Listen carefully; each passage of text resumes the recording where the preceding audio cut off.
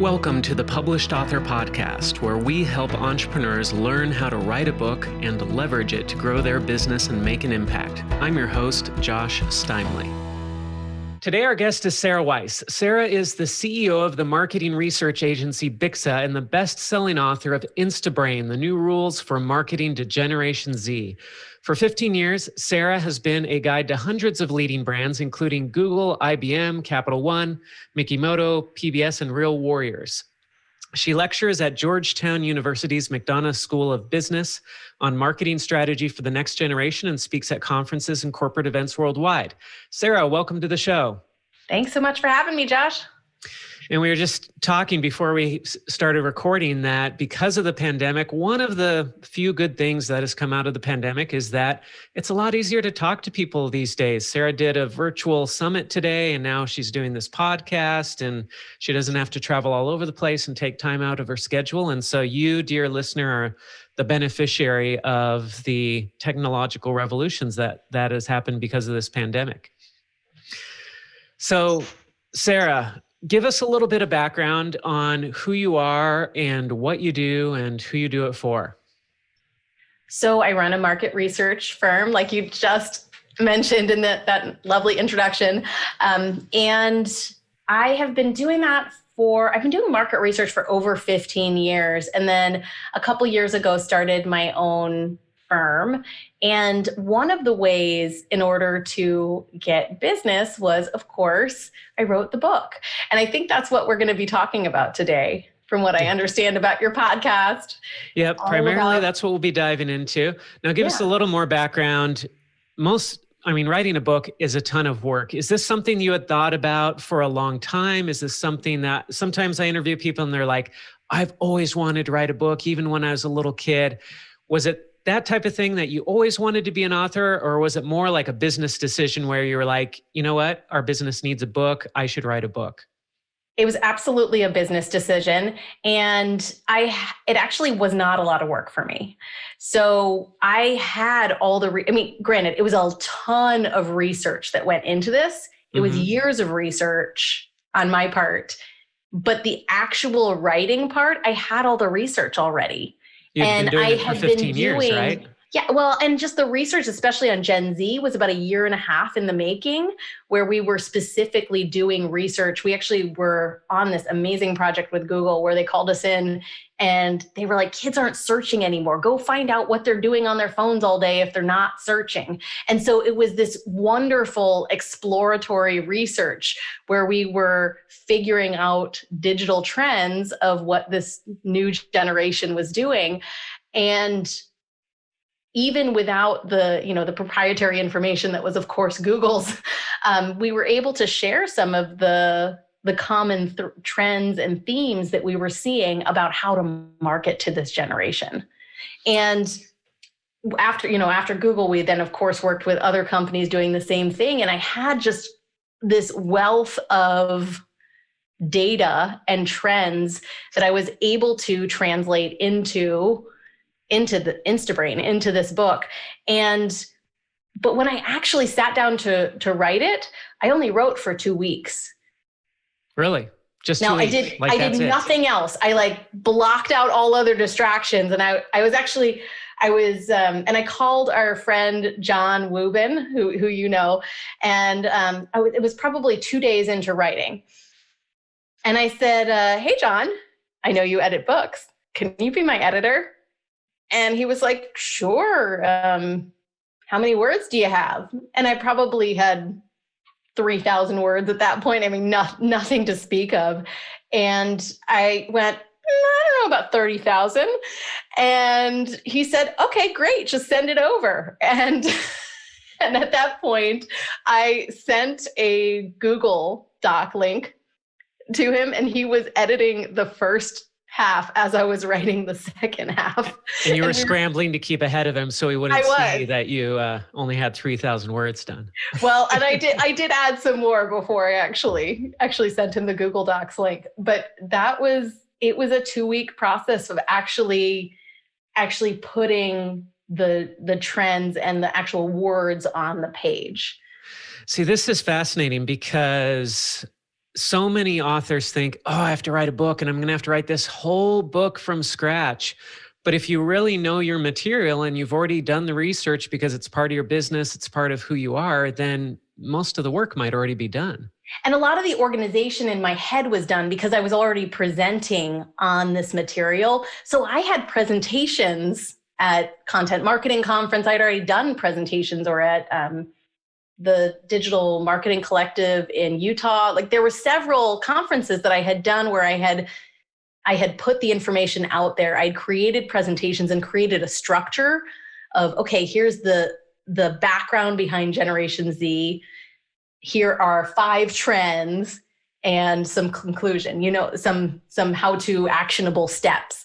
So I had already had that format in place in a PowerPoint, and all I had to do was really take that structure and build it out and tell lots of stories and use the transcripts that were from my research, everything like that. So it didn't feel, it was a lot of writing in 2 weeks, but it didn't feel like a huge lift for me. Mm-hmm. And then on the 3rd week, it was published. Wow, that's amazing. So did you go the self-publishing route then, I assume, I did. Since it was that fast? It was that fast. There's no way you work with a traditional publisher that fast. No, definitely not. I literally did the cover art myself in Canva.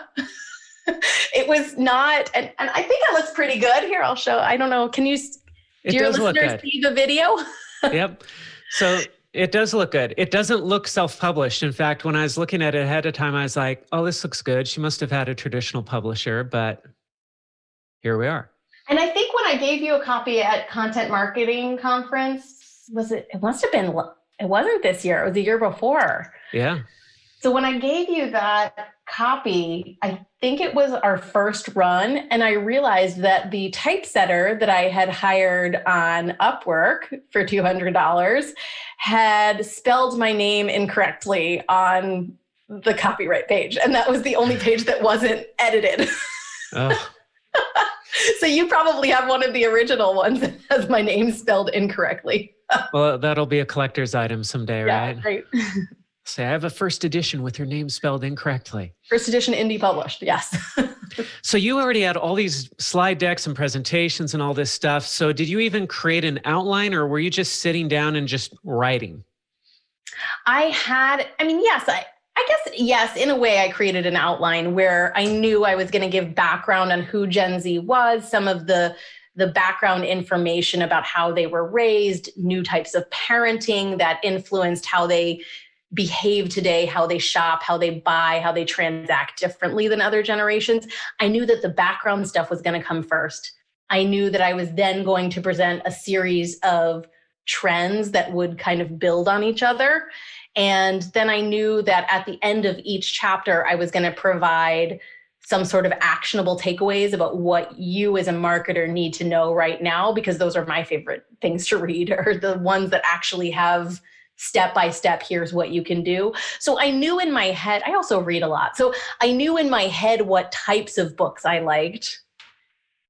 And I knew the themes that were going to be the different chapters. For example, I knew that I needed a chapter on finances and how they perceive money, how this generation perceives money differently, and how that impacts your business. So I knew I needed a chapter on that. I knew I needed a chapter on, just different types of things that go on in the minds and the worlds of this new generation. And again, you could do this easily because you had all this information in your head and you had practiced presenting it and you had researched it so much.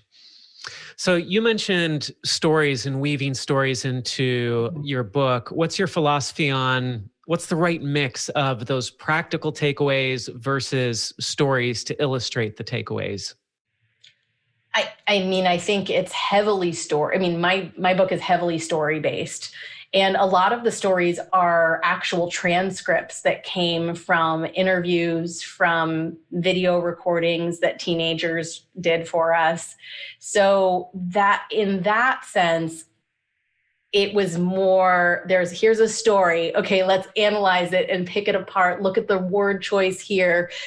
because of this word choice, X, Y, and Z. So it kind of proved the point through following teenagers as they shopped and bought and searched online for things.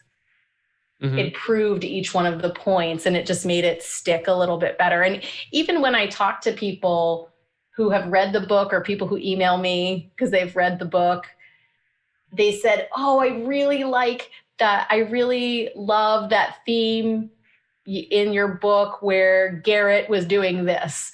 And they tend to not remember or be able to label the theme, but they know what it is based on the name of the participant, which of course I've changed. These are not the real participant names, but it's interesting that how people really cling to the stories. Yeah, it is interesting. I mean, there's something about the human brain that we remember even complicated stories. And yet if you give somebody just a little bit of information, it's hard to remember a 10-digit phone number, but somebody can tell you this huge story and you can remember most of it and a lot of the details and tell it to somebody else. It's amazing how the brain does that. Yeah. And after I wrote this, LinkedIn invited me to do a course on storytelling on LinkedIn Learning. So I've got that course there. If anyone wants to go and check out some of the details on storytelling, it's in there, Storytelling for Your Business. Now, I'm glad that you brought up this course because part of what we're doing through Published Author is it's not just about helping people set up their book or write their book, but we want to help them set up a thought leadership system. So we talk a lot about the platform, and you've got your book, you've got your business, you've got this course. I actually have three courses. There's three courses with LinkedIn Learning, and I just signed a contract for 3 more. So LinkedIn Learning, I would never have had the connections at LinkedIn Learning or had the credibility to go to LinkedIn Learning and say, I'm a published author, that I'm a thought leader, I'd like to do a course on X. I don't think my pitch would have gotten anywhere without the book. Yeah, so that's a great point there. Tell us a little bit more about LinkedIn Learning, because a lot of people know about it, they've heard about it, but they don't really know the details. All they know is, oh, this is a bunch of courses that are on LinkedIn, but how does it work? How did you get involved in it? And then how does doing these courses work, and what's the benefit to you? It's a monetary benefit, but it's also more than that. It's a benefit of really connecting with a lot of people who have watched your course, who either want to work with you as a lead generation tool, or who want to work for you as a recruiting tool for your business, or who are just really interested, other marketers. For me, it's other marketers usually that take my courses and want to become a part of my network. So there are so many benefits of authoring and being in one of those LinkedIn Learning courses. So LinkedIn Learning used to be lynda.com, Lynda, and then LinkedIn bought Lynda. And so now it is a platform, it's a paid platform where people can go and buy a monthly subscription and then take one of the any of the thousands of courses in the library. So that's just the basics of what LinkedIn Learning is. A lot of times they sell enterprise licenses to companies. So I know when I was working I worked at Booz Allen Hamilton for 13 years. And when I was there, we all had password logins to lynda.com, which is now LinkedIn Learning. But we all had logins so that we could go and take a whole suite of whatever training we needed at whatever point. Now, as a course creator, what's the benefit of doing a LinkedIn Learning course versus just doing your own course? You get paid royalties. It's kind of like a book, but the royalties are much better than a book royalties. Mm-hmm. So for my market research foundations course, I ended up getting an advance. It was, I guess we can go into numbers. It was a $5,000 advance.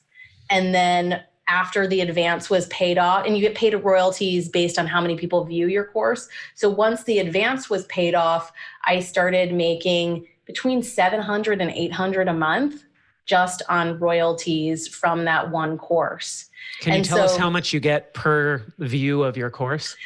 So it's different based on what kind of license the person has. So I'm not exactly sure what the calculation is. So if another author views your course, I think you get much less than if somebody who is on an enterprise license.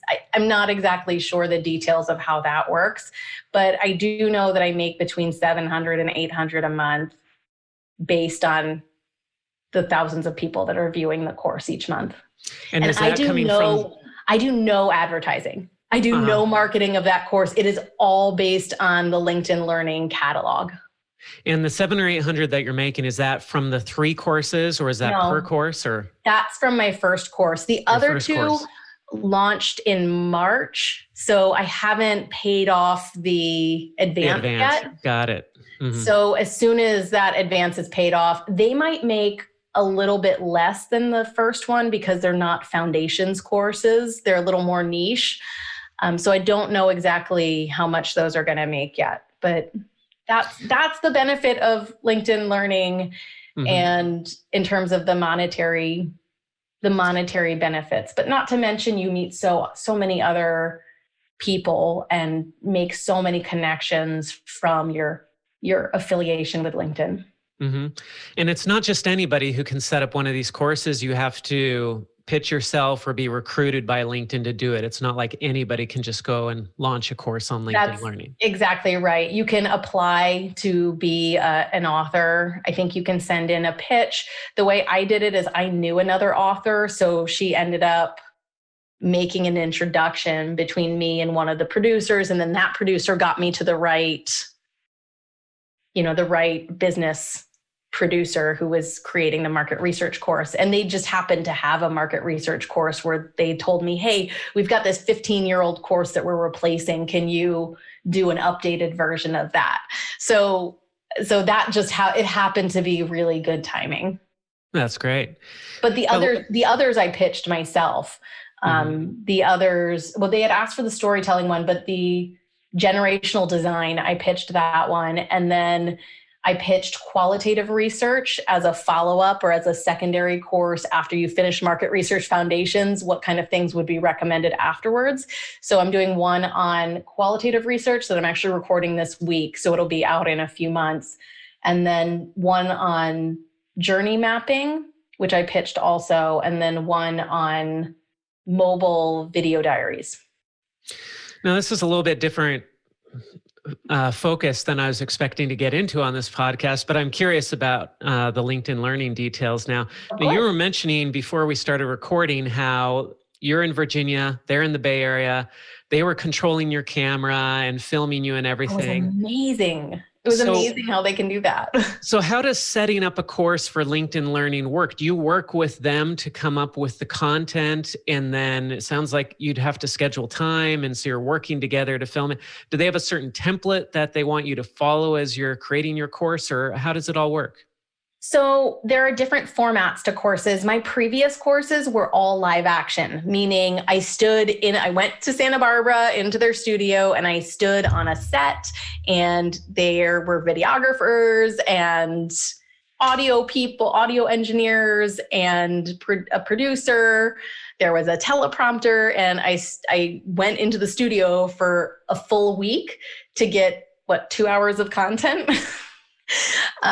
So it was definitely a process. And then for each one of the courses, about 120 people are involved on LinkedIn side for editing those courses and putting graphics over top of it. So when I say a list like, hey, here are the top 3 ways to do whatever, they would have a graphic with number 1 as I'm saying it, number 2 as I'm saying it, number 3, and their graphics move in and out over top of the video. Mm-hmm. So there's a lot of value there. I mean, when you talk about the value LinkedIn is providing, if you went to go do all this for your own course, you might be paying 30, 40 grand to have people come in and do all this editing and graphics and everything, but they're taking care of that. Plus they're giving you the advance, plus they do all the marketing. So you're starting to convince me on the benefits of, doing a LinkedIn Learning course. And it doesn't prevent you in any way. Like I didn't sign anything that said I can't do my own courses. So they don't want you to work for competitors to LinkedIn Learning, like Pluralsight or one of those. Mm-hmm. But it's totally fine if you want to have another course that you've done yourself. Interesting. And they actually encourage that. They encourage vlogging. They encourage you to get on camera and build your audience, because then that leads back to people taking the course on LinkedIn. That's great.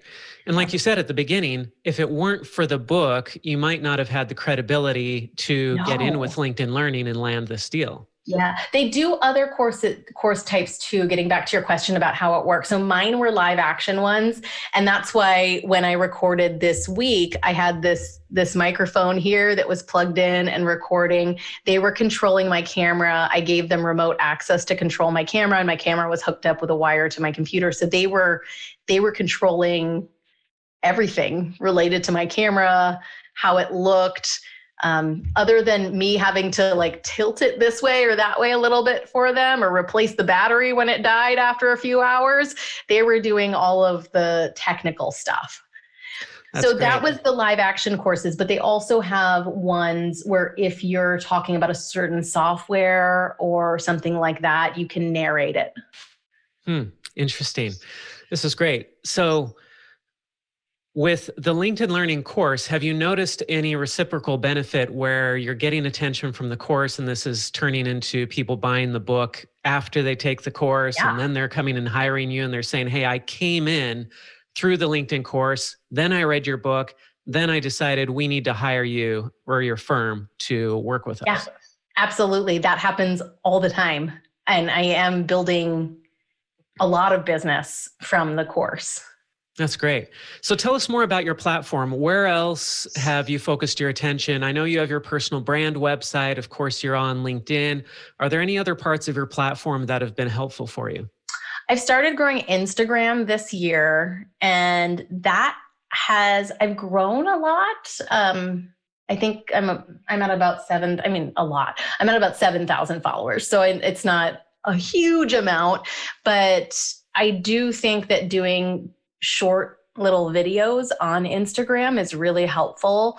And often what I've found is that if I'm giving a talk or something like that, I can clip a part, especially with these virtual talks where it's all over Zoom anyway, and it's being recorded. I can take clips of a talk, post it to YouTube, post it to Instagram, and build my content that way, with kind of reuse the content that I'm already creating. Now, you're also a speaker, and you were a speaker before you became an author. What is it like being a speaker before the book and being a speaker after the book? Did you notice a difference? I definitely get more paid invitations now that I have the book. I mean, and I do get better invitations as well. For example, better quality and like Facebook reached out to me last week. I keynoted an event at Facebook, and I don't think that would have happened if I didn't have a book. Perfect. So tell us a little bit more about the publishing process that you went through, because you did everything so quick, and yet you have a great book. It looks great, and you did it so fast. This actually beats the record. I was sharing my wife's book because she was able to get it done from start to finish in about 6 weeks. But you've blown that out of the water. So I'm going to start telling people, hey, you can write a book in 2 weeks if you have it all together. You can. If you've got the content, especially if you're an expert and you're just trying to have a thought leadership piece to represent the work that you've been doing, it's absolutely possible. So did you publish through Amazon KDP or Ingramspark, or how exactly did you publish? So I published on KDP originally. So I hired my typesetter. I hired on Upwork. It was a couple $100s. He got everything in the right format. He was a dairy farmer in Virginia who just did this on the side because he liked it. Interesting. It was just such a random. I thought you were going to say dairy farmer overseas, in like India or Bangladesh or something, but then you're like Virginia. Local to me. Well, local isn't a few hours away. I'm more on like the DC line. But yeah, so he did all the typesetting and got it into KDP for me for a couple $100s. And then I did hire on Upwork as well. I hired a firm that I ended up really liking.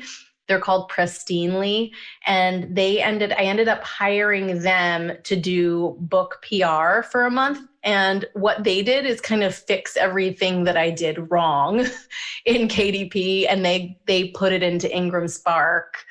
They were like, don't do the KDP select, make sure to get it in Ingramspark. You want your book to be everywhere. So I was really relieved that I hired them for that first month, at least, to fix all the little things. You got some extra value out of them that I didn't even know that I needed to do. Like applying for a Library of Congress number and all those little things that I would not have known to do. Yeah.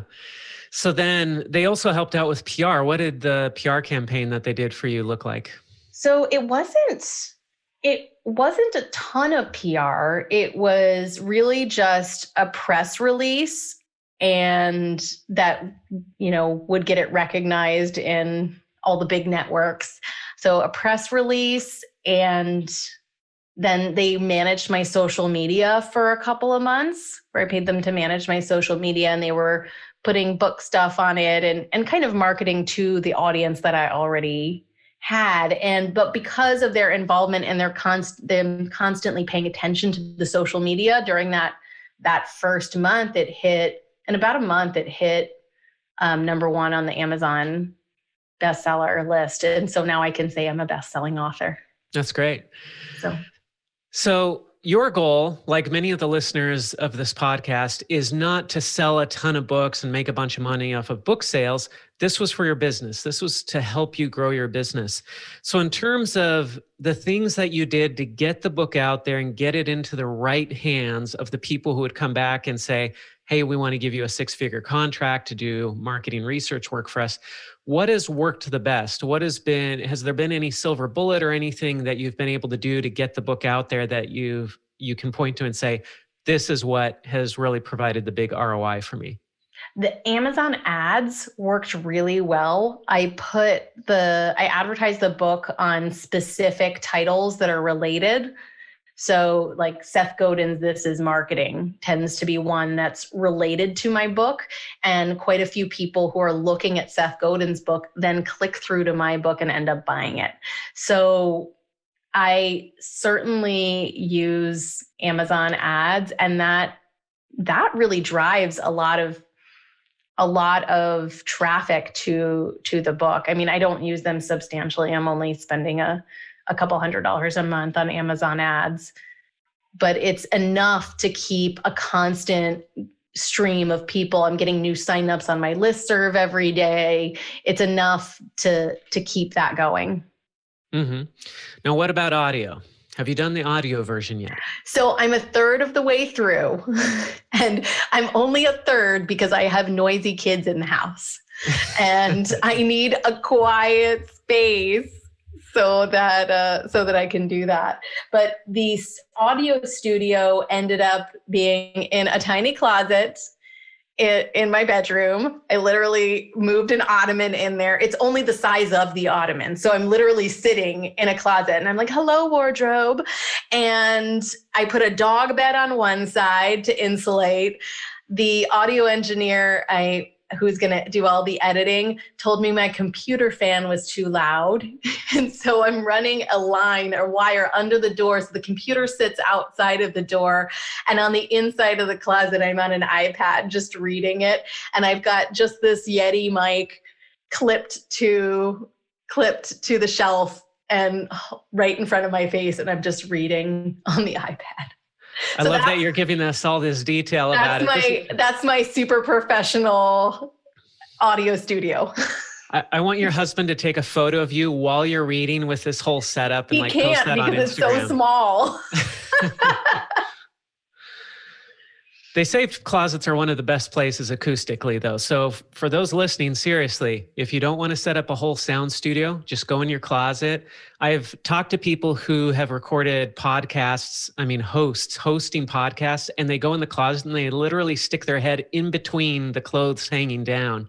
And they're like, it's great. It sounds awesome. So yeah, I feel like with the dog bed up against the bed, it gives me that extra padding and audio insulation. I'm sure you could buy the professional foam insulation, but I think a dog bed works well. Yeah. So what are some of the biggest benefits that have come to you so far from the book in terms of contracts or deals or people reaching out to you? Can you give us any Yeah, examples? huge deals.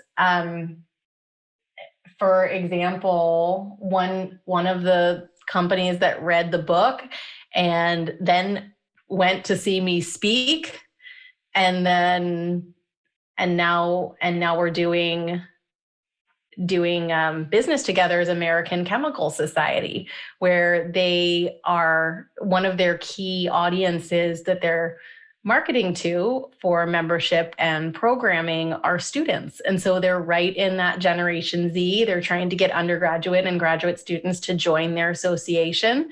And that led to a huge contract for business. There's so many. I just feel like there are constantly new opportunities that are coming my way because somebody's reading the book or somebody's talking about the book. I get a ton of interviews for podcasts now that I would not have gotten before. It's a lot of exposure for my business. That's great. So now that you're on this side of the book, you've already published it and everything, what are some of the other lessons you've learned about book publishing, about book writing, that when you write the next book, I'm just assuming the deal here, that you're going to write another book someday. But when you write your next book, what are some of the lessons that you're going to take with you and say, I'm definitely doing this, or I'm definitely not doing this? I would definitely give more time to the editor than a week. Than a week? I would definitely do that, because when the book was published, and even the book right now, there are grammatical errors that drive me crazy, and I have not been able to go in there and fix it quite yet. So as I'm reading the audiobook, recording the audiobook as I'm reading through, I'm catching all these grammatical errors, and I'm like, oh, if I had given the editor the chance to do 2 read-throughs instead of 1, it would be so much better without, these little grammatical things. Yeah. And yet look at all the benefits you're getting anyway. Yeah, exactly. Do people really care that much? I would definitely do it again, indie published, in a heartbeat. It was so easy to do. And I know people who have gone through the traditional publisher, and I'm sure you know a ton of people and have been talking to everyone. Was your book traditionally?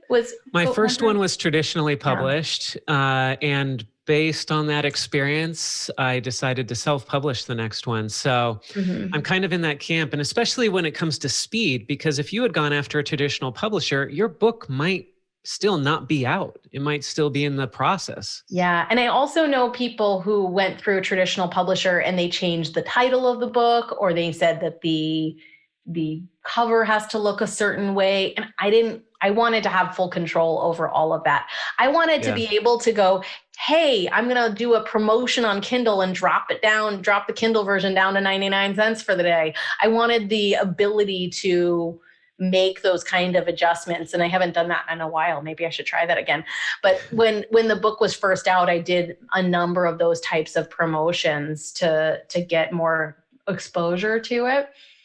And that helped a lot too.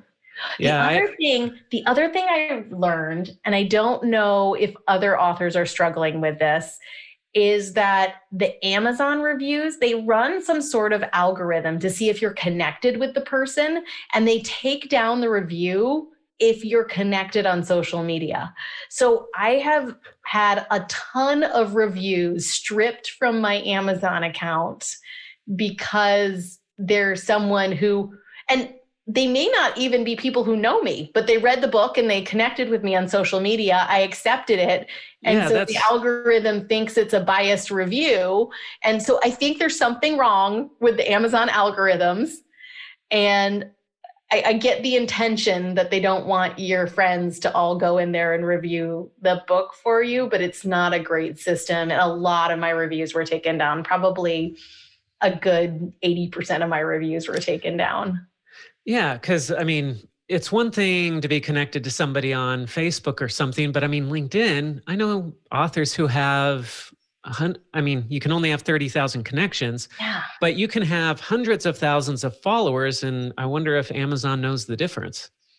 I don't know what's going on, but I had a ton of reviews taken down. That's So interesting. that was an eye opener. And a lot of my early marketing was to my own following. I think a lot of people do that. Well, Where yeah, I mean, you of start with the course. people you know and who know, like, and trust you already, and who will buy your book. And so, or your email list. And a lot of those people are connected with you on social. So that I think I might have done something different. I don't know what that would be, but I might have done something different to get at the very beginning to get the reviews up. I probably would have had, if I had had the time and the foresight to think about it, I probably would have created a list of beta readers who would pre-review as well. I didn't do any of that. Yeah. Have people all ready to go so that the week you get the book out there, you get reviews quickly and all that type of thing. Right. Yeah. I didn't do any of that. I didn't. I really had no marketing strategy because it wasn't intended to make me money. I really thought this was just going to be a way to get more speaking engagements and more business. Yeah. And you weren't looking to get on lists.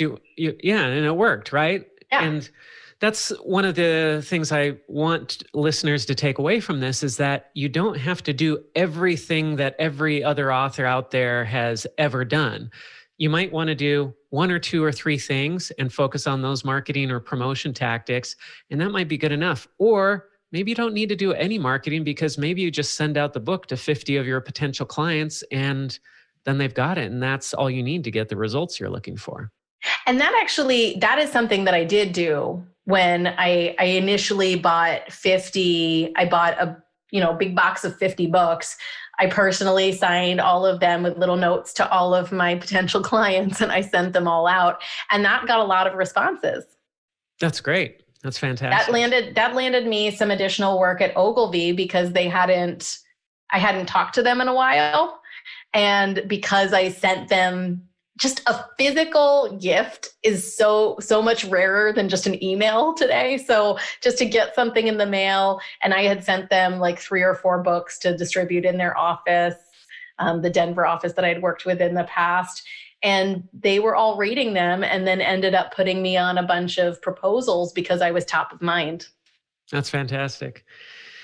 Well, Sarah, thank you for being with us here today. Now, at the beginning of this podcast, you teased us with this question that Google asked you about why Gen Z is not using search anymore and what are they doing instead. Can you give us the answer to that question? Because I bet like some people listening to this are like, she never answered the question. I want to know what the answer was. I think if you boiled it down to one thing, there's so many things that go into answering that question. But if you I have a whole book written about it. But if you boil it down to one thing, it's that the question in the minds of Gen Zs has shifted. So what people our age or anybody over 25 or 30 would say, what do I want to know? And then you'd go to Google and you'd search it and you'd go down a rabbit hole. Maybe you watch some videos, maybe you read some articles, but you would type it into some sort of search engine to find out whatever it is you want to know. Instead of what do I want to know, Gen Z is asking themselves, what should I want to know? And so they're relying on the creators they follow. They're relying on the algorithms and the recommended feeds that they're spending hours a day scrolling through to tell them what they should be interested in. And so that's why your 12-year-old daughter, does she have an iPhone? She has more access to screens than I would prefer, okay. Yes. So that's why you will see her bored scrolling for hours and hours and hours because she's waiting for inspiration to strike. She's saying, what should I be interested in? And just scroll. Ooh, I'm interested in that. But this generation, they have this superpower that millennials do not have en masse like Gen Z, where once they're interested in something, they will deep dive into it and they will hyper focus superpower where they will for hours, days, weeks at a time, just look at all videos about that one thing. All different apps, all different social media platforms, looking for little bits and pieces of nuggets of content on that one topic that they've become interested in. This is interesting because, as you know, I lived in China for a few years, and China kind of societally, they came into the internet later than we did. And so they have Baidu where we have Google. Google's prohibited in China. And so they have Baidu, but I was surprised when I moved to China that they don't use Baidu the way that we use Google. I mean, we rely on Google for so much and we use it all the time. And Baidu is kind of like, it's a very big, popular website, but it's nothing like Google is to the Western society. But they have about 20 different social media platforms. Right, exactly. 20, 30, 50. There's so many of them in China. Yeah, there are so many of these social media platforms. And we actually adopted a daughter from China a year ago, and she's 15. And she just sits there scrolling nonstop, going through Douyin, which is TikTok in China. And she just spends all this time on it. And so what you're saying just clicks with me. And it seems like in China, they kind of skipped that whole search phase and just went straight to the social media. And it's everybody. It's not just millennials or Gen Z. I mean, it's the old people too. They're not searching either. Everybody is using social media over there. And anyway, it'd be interesting to see some more research into that and how their use of it compares to Western audiences. Yeah, and my book is certainly focused on American shoppers, and because that's where the bulk of my research was done. And that there's another lesson I learned too, is if I had beta readers read this book and give me honest feedback, somebody would have said, this is very Western focused. Just write that just tell people. Yeah, it's based tell them what on they're getting. Yeah. Research in the US, because I have gotten a couple of reviews on Goodreads where somebody blasted me because it is not worldwide research, which it was never intended to be. Right. But if I had that feedback ahead of time, I just would have written the summary of the book a little bit differently. Great insights. Well, thank you so much, Sarah, for being with us here today on the Published Author Podcast. Where's the best place for people to connect with you online? They can certainly connect with me on LinkedIn. It's Sarah Weise, Weise. They can also check me out at Bixa, Bixa, research.com if you're looking for market research or anything I can do to help you or support you in any way. And if you want a free chapter of that book, you can just go to bixaresearch.com/free chapter, or just take out your phone right now and text the word HI, HI, to 66866. All right, authors, you notice what she just did right there? That's what you need to be prepared to do when you are a guest on podcasts too. Get that short code and the text thing. That's the way to do it. Thanks so much, Sarah, for being with us here today. Thanks so much for having me. If you enjoyed this episode, don't forget to subscribe. And if you want to spread the word, please give us a 5-star rating review and tell your friends to subscribe too. We're available on Apple Podcasts, Spotify, and everywhere else you listen to podcasts. And if you're an entrepreneur interested in writing and publishing a nonfiction book to grow your business and make an impact, visit publishedauthor.com for show notes for this podcast and other free resources.